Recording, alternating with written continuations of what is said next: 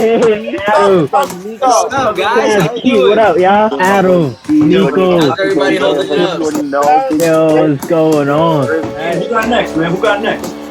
Alright, it don't matter. We already know. Stop, Trevor, you been brick, straight brick. But yet, you know, it's us rap to you. No way. You bugging, bro. Listen, I'm the best one on this court, bro. Trevor, you're trash. Yeah, get out of here, man. Me and Nico take both of y'all. Okay, I see you. Chill. Hold on. Alright, what's the team? I got Adam, I got myself, and I got Greta. Yo, Nico. I'm open. Hi, I'm Greta Barrett Holby. I'm the director of Bounce the Basketball Opera, working with an extraordinary team of collaborators, including writers, composers, singers, actors, basketball players, a basketball coach, music directors, designers, and a hip-hop choreographer. I look so much forward to introducing you to them all over the next few weeks, but tonight I have three amazing people with me from our team. First, our lead writer, Charles R. Smith Jr., great basketball player. B-Ball B, an amplified symphony of fat bass tracks that make ankles crack when rock steady souls stutter step to the rack. B-Ball B, a jazz melody of waterfall sounds dripping repeatedly, drip, drip, dropping into the net from the rain of a jump shot, splashing net cords wet. B-Ball B, a drum solo dribble that grooves futuristic, freaking out foes from a handle gone ballistic.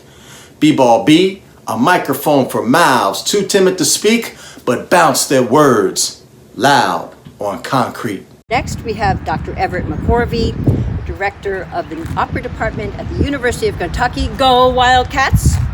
He's the founder and the artistic director of the American Spiritual Ensemble, and he's the artistic director of the National Chorale in New York City, performing at Lincoln Center. How he has time for this, I don't know, but he's joined our team, and I couldn't do it without him.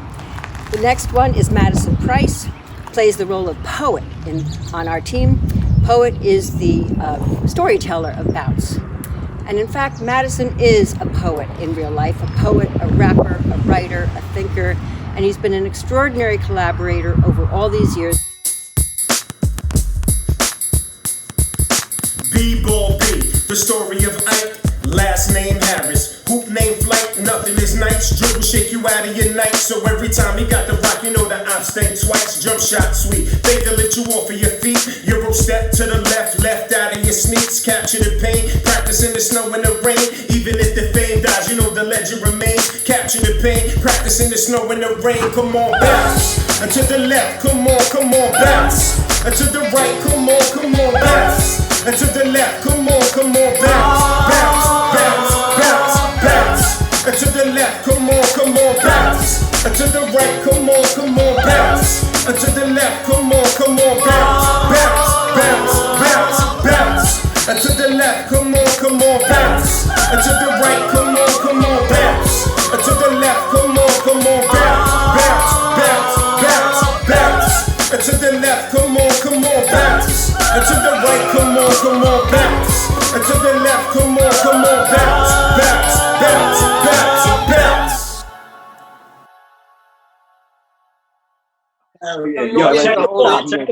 You won't be able to handle this. Me, Nico, and Keith, that's the big three right there. Big three, what? What's up, everyone? My name is Charles R. Smith Jr., and I am the writer of Bounce.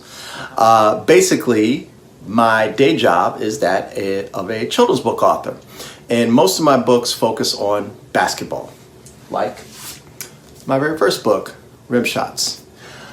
There's also a number of poems that I perform when I speak in schools, and one of those poems is called B-Ball B.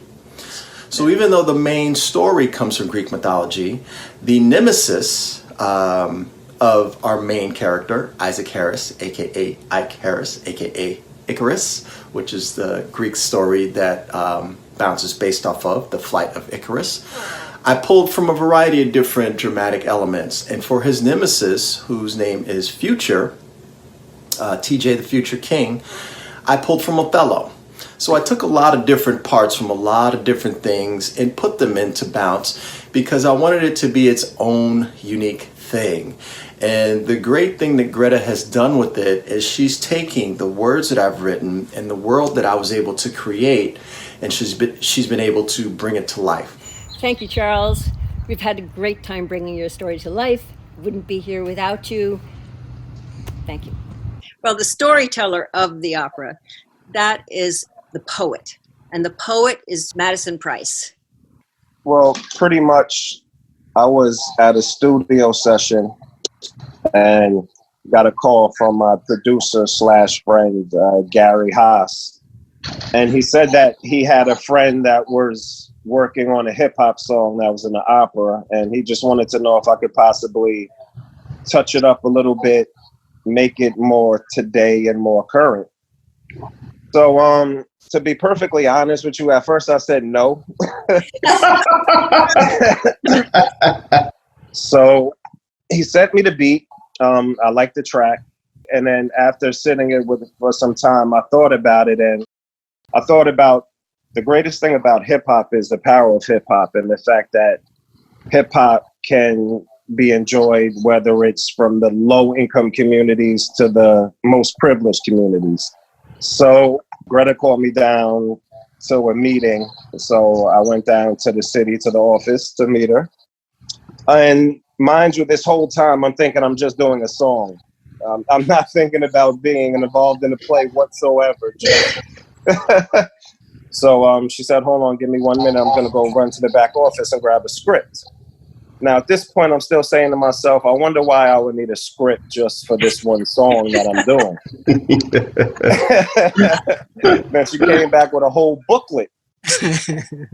And she started running down what my part would be and poet and explaining different aspects of the play and what have you. And the whole time I'm listening to the pitch, I'm wondering why I'm not just talking about the song. She had this great energy and this enthusiasm and a smile on her face and, explaining to me about the play and what have you. So I said, you know what? I think this is definitely worth getting involved with and giving it a shot. To see how everybody took to the show and it was sold out every night, that was a great experience. And just been a great process to see where it's come from that first day in the office till today. And to understand that where it could go and the fact that it doesn't have a limit as far as its story and where it could go. Everett, I love your story about how you got involved with Bounce. Would you share it with us, please? I was at a National Endowment for the Arts meeting where I work on National Endowment for the Arts projects. And one of the projects was an in-person meeting in Washington, D.C. And we were going around the table. Everybody was introducing themselves and they had to tell something about what they were doing.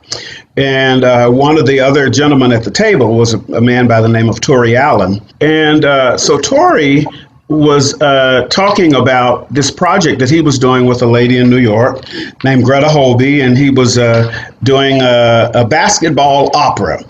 And he was continuing to talk, and I actually stopped the meeting.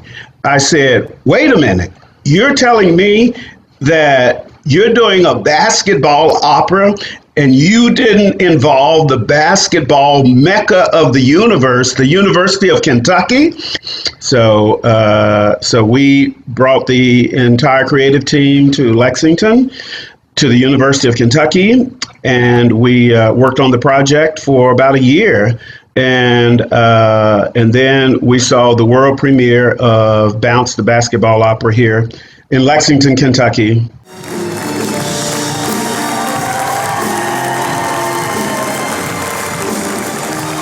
And I'm very excited about the fact that Bounce has a life. It's a very exciting project, and it brings all of the art forms together in a very different way. Plus, it introduces the arts to a new audience, a different audience. What a lot of people don't realize is that in these lower income communities, it's just simply a matter of not even realizing something existed. So many of these kids just don't realize what's out there in the world because they can't see past their block, They can't see past their community, their friends, and what they like. So I love the fact that bridging hip hop and opera could possibly bring kids into the world of opera and theater that probably would have never given it a second thought before. When we were at Peridot Park 2016 in the workshop showcase performances, and it was outside. Yeah.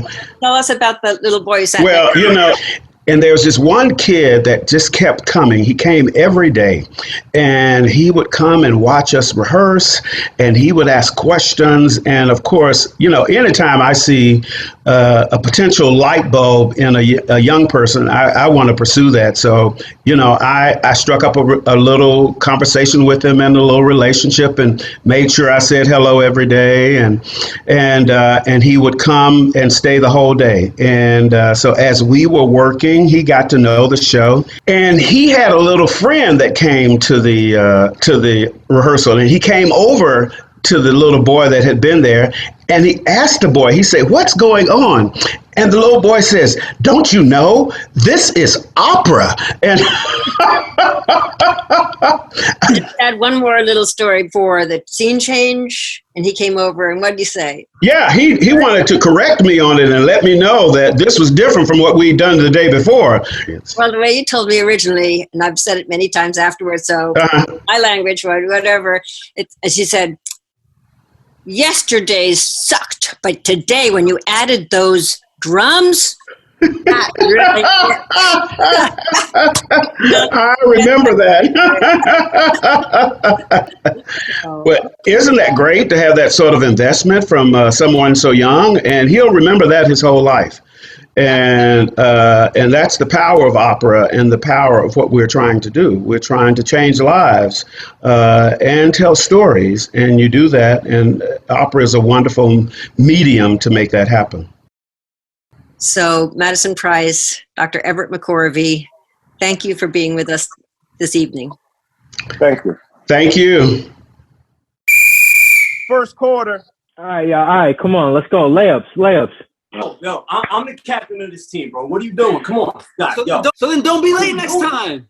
Yo, are you serious? Don't Chasing tail like a dog. Exactly what I'm talking about. What's going on? This is my team, man. Don't talk to me like that. Get out of here. All right. Play attention. We need a PG, not a wingman. Come on, let's go. Yo, bro, listen. All right, let's go. Layups. Come on now. I really dunk on Keith, bro.